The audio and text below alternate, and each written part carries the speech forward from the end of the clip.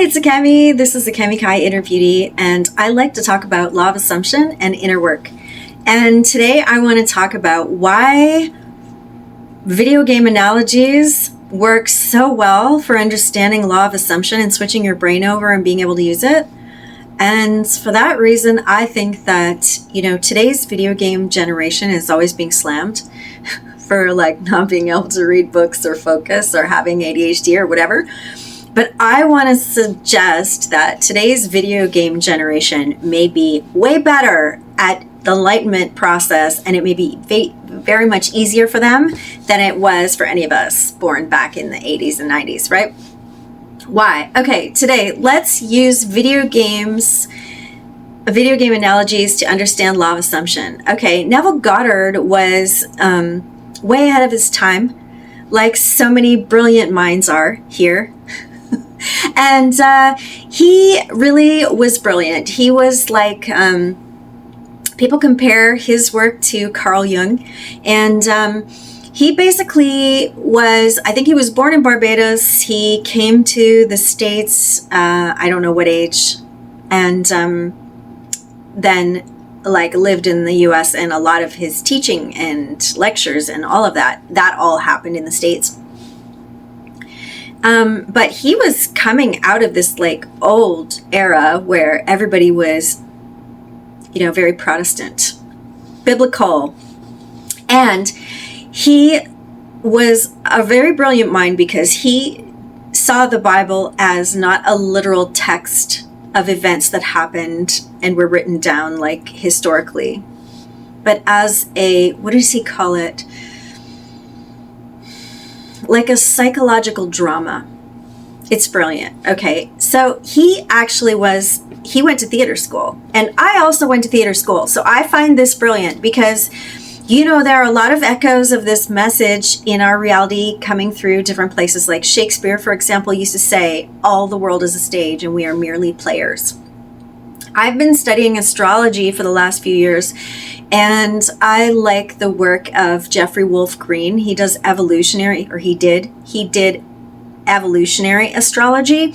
And that's the theory that we come in here as souls with a particular route. And, you get a certain number of lifetimes that you can incarnate. And there is a very, established curriculum. And, by interviewing people and talking to them and looking at their chart, you can discover where their soul is on the evolutionary journey, for example. And Neville Goddard looked at the Bible and he saw a drama of archetypes playing out, right? So he was pretty brilliant. And more recently, right, all these movies being released Doctor Strange and everything all at once, everything everywhere all at once, is that what it was called? Anyways, it's a theme that's been emerging, and there's a lot of scientific theories that have been published recently saying that we're living in a simulation. And so all these people are kind of getting at the same thing, that we're within a simulation. Right? So what generation better able to understand that than the video game generation, right? So let's look at Neville Goddard through video game analogies. First of all, it's very easy to practice Neville Goddard if you just use video game analogies. First of all, we're living in a simulation. Okay, Neville Goddard used to say, you are the operant power in your reality. What does that mean? It means life is like The Sims. You're an avatar, and you are playing your avatar. Okay, and the way that he described, I'm going to update all of his concepts into our current understanding of the world based on our understanding of how video games work, because it just really makes it very easy to understand Neville Goddard. If you are the operant power in your reality, it means that you are, first of all, you're in a simulation. It's a holographic reality, right? Everything about the simulation was already created at the Big Bang, right? It's all there. It's every possibility, every potential choice, everything is there, and you're riding this game, and you can choose which timeline and which experience that you're on based on your choices and how you're like desiring to generate your experience. Okay. So you are the operant power in your reality. Neville Goddard, Neville Goddard was saying that, and a lot of people get super hung up on this too. Like if you look at the manifestation community and people who talk about law of assumption, sometimes there's some things that Neville said that like blow everybody's mind and people still kind of struggle to wrap their head around. One of them is this whole thing of like, you're the operant power, which means nobody, he used to say, nobody in your reality has free will. And that's kind of hard to understand. Like, what do you mean? Does that mean like everybody in my reality is NPCs and like I'm the only one here? No, not exactly. It's more like you are experiencing everything through your own mind. No one else can get inside your mind and think through your lens of how you're perceiving reality, right?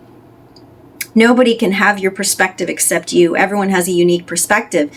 Therefore, everyone's having a unique experience. And the other people that you're interacting with, you're not perceiving them as they are. You're perceiving them as you perceive them to be. You are literally perceiving them through how you show up and how they interact in response to how you show up.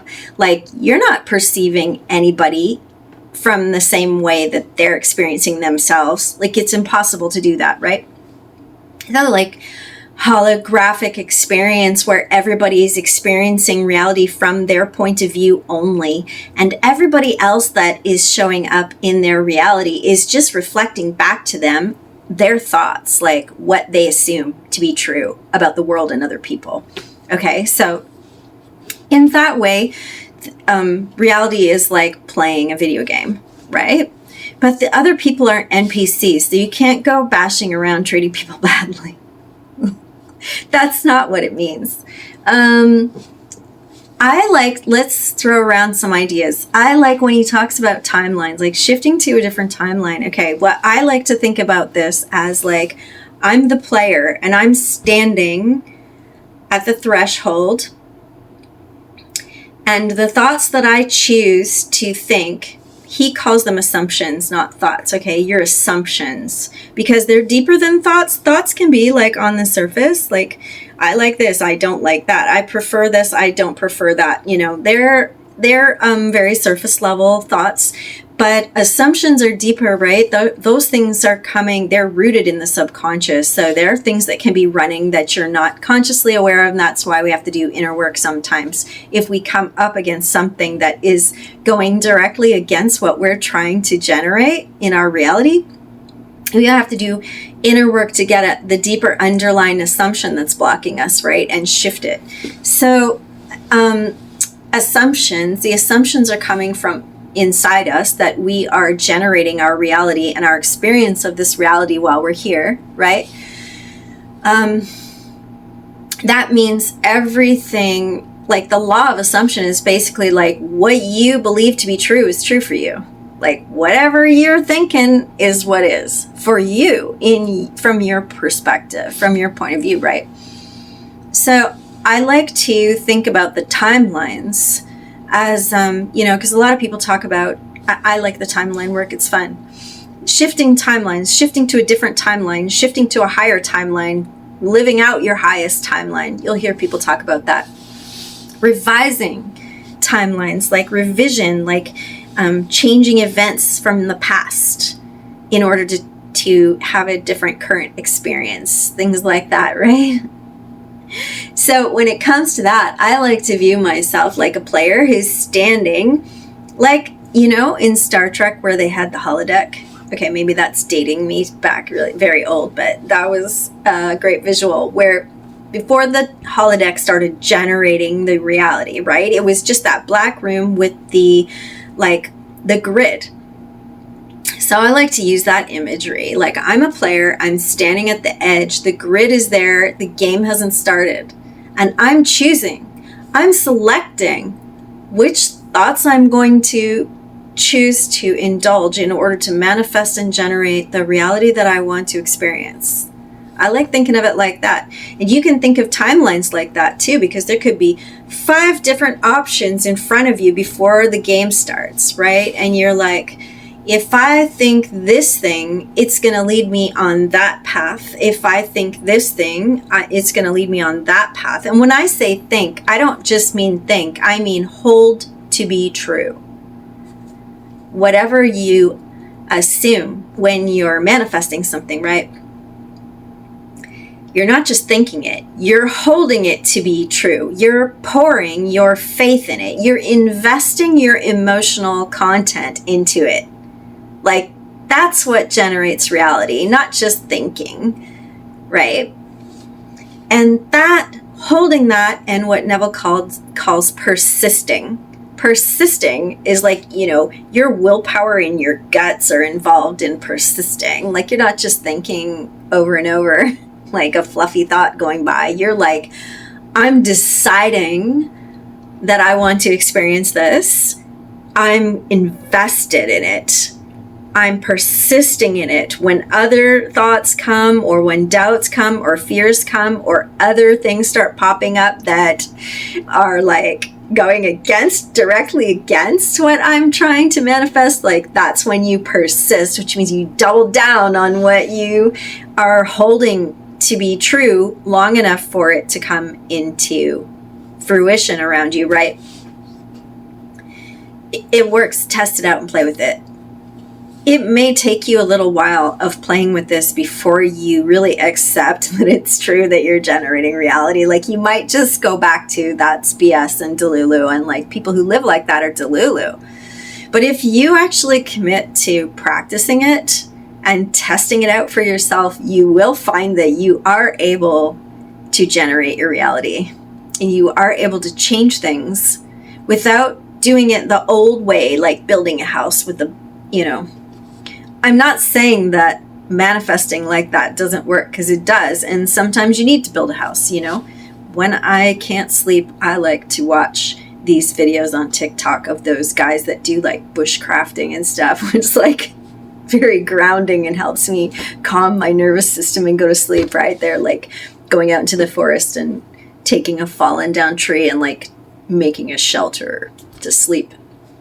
Whatever, off topic. But that's a method of manifesting, right? That we were taught growing up, and that was the only way to manifest in this reality, because the 3D is fixed and solid. But actually, what people like Neville Goddard and many people, he's not the only one that was putting forth this message into our reality, right? There are a lot of people, artists, poets, writers, movie makers, and scientists, right? It's not just people who are delusional and, playing with thoughts and ideas. It's also people who are trying to understand the nature of reality, and they have been studying quantum physics, and they're like, a particle can be a wave, and if it's being observed, it's doing this thing, and when no one's observing it, what is it doing? And it's changing based on what you're observing. And like, it's not just woo-woo, right? It's our reality is like different than what we were taught it is. It's worth playing with. So when I think about choosing timelines, I like to imagine myself as a player in a game. I also like to do that when something comes up in my 3D that I don't like. Like, for example, if I'm committed to manifesting something, and by the way, Neville does this very cool video that you should check out sometime when you have time. It's like about the magic 3 days in manifesting. I talked about it before in another video, but it's definitely one of his that I think is one of my favorites. He talks about there is a magical 3 days. And if you can persist for 72 hours in something, that you will go through a specific process and then things will shift. And you will go through this bumpy, weird thing when reality starts shifting to match you or rearrange itself to align itself and obey your commands, because you're commanding reality to be so. So when you're doing that and then something all of a sudden out of the blue pops up that is like in total conflict and opposite of what you're trying to do, the trick is to be like, that's old. That's old. It's old. It's old thoughts of mine. It's old assumptions of mine. It's old. It's an old version of them. It's old. It's an old timeline. I'm not on that timeline anymore. I'm not engaging with that. Don't put your energy into it. Just keep going. Yeah, that works great.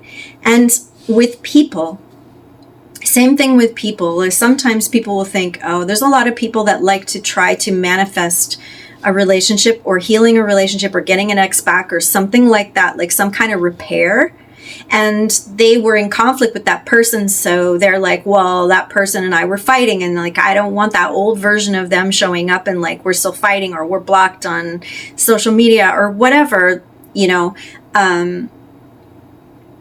If they show up, they text you, they reach out when you're persisting in your like new reality that you're trying to manifest, which is we are on a timeline like where we get along great, we're in harmony with each other, they're the best version of themselves, I'm the best version of myself, we are working together in harmony, we have a beautiful relationship, things are healed and happy and harmonious between us, our reality is shared and happy, like they love me, I love them, there is harmony, not conflict, right?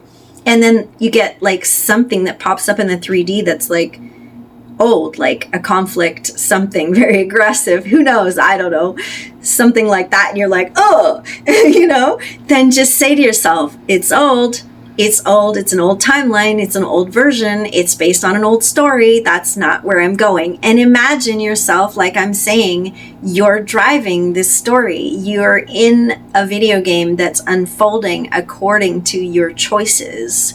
Like those books where you choose the ending based on where you go, you're doing that, right? I used to read this book with one of my students. It was so fun. It was like a Star Wars book that has like choose your story. Every few pages there would be like a cross point in the story. And if you choose this thing that happens, then you go to page 82 to continue. Or if you choose this one, you go to page 26 to continue. And it would lead you on these different adventures. And you could read that book probably 100 times and go different directions depending on what you chose. These kinds of modern analogies from our current generation's life are very useful for understanding Neville Goddard, you know, and understanding law of assumption, because it's all in their,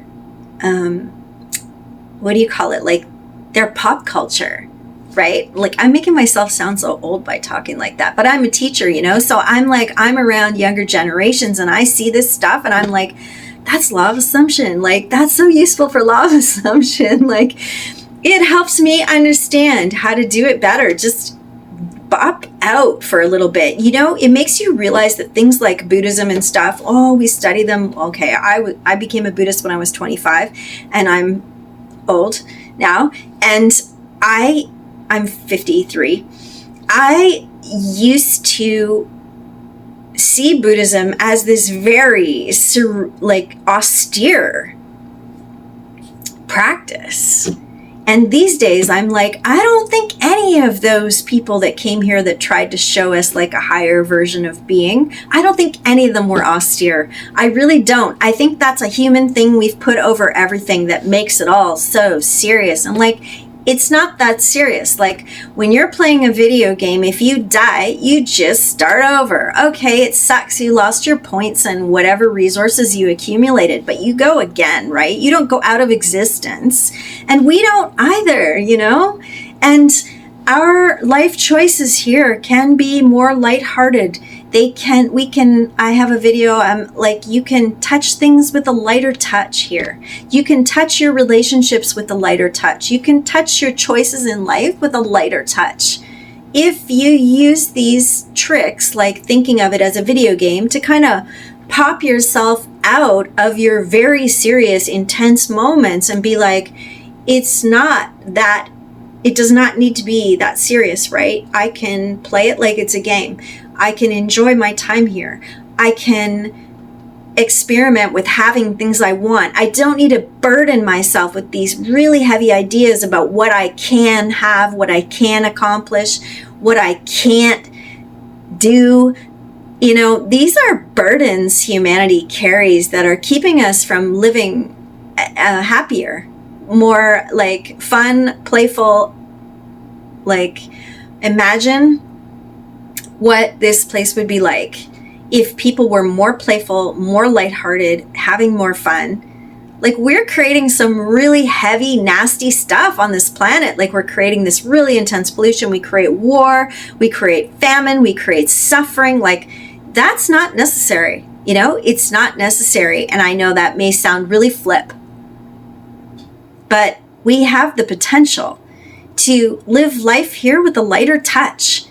Our interactions with other people and our interactions with the game around us, if we saw it a little bit differently, we could have a lighter touch with what we're doing here. And I don't mean like being flippant about life or your own life. Not at all. I think we would value our time here and our lives more if we were lighter in how we're playing the game. Because we'd be having more fun and we'd be enjoying it a lot more, and we wouldn't be so burdened, and we'd want to stay here longer. We'd want to make it better. We'd want to make it more beautiful and a better, happier, more fun place to be. It's really heavy assumptions we carry about reality and what it is and what we are and what we're allowed to be in it that are like weighing humanity down right now. So in a lot of ways, I personally think that the new generation, they take a lot of heat, right? But I think they actually have the potential to experience what we thought enlightenment was, as this very austere religious practice that only a few people could ever, you know, experience. Like, it's so heavy. Like, I think that young people today that are like students in elementary and middle school in the classrooms that I've met could very well experience enlightened states much more rapidly and easily than some of the people that I've met over the years of my intense religious practice years. Like, I think we've all in a lot of ways missed the boat, and it's not as severe as we make it out to be. That's what I think. So it's food for thought, right? That's all I do on this channel. I yap and I give you things to chew on like gum. And maybe when you're riding on the commute, on the subway or whatever, sitting in traffic or walking with your headphones on in the park, you can think about some of this stuff and chew on it and see how it, you know, play with it in your own life and see how it works for you. That's it. Use video games to pop yourself out of like super serious moments and chill a little bit and like use a lighter touch. Okay, see you next time.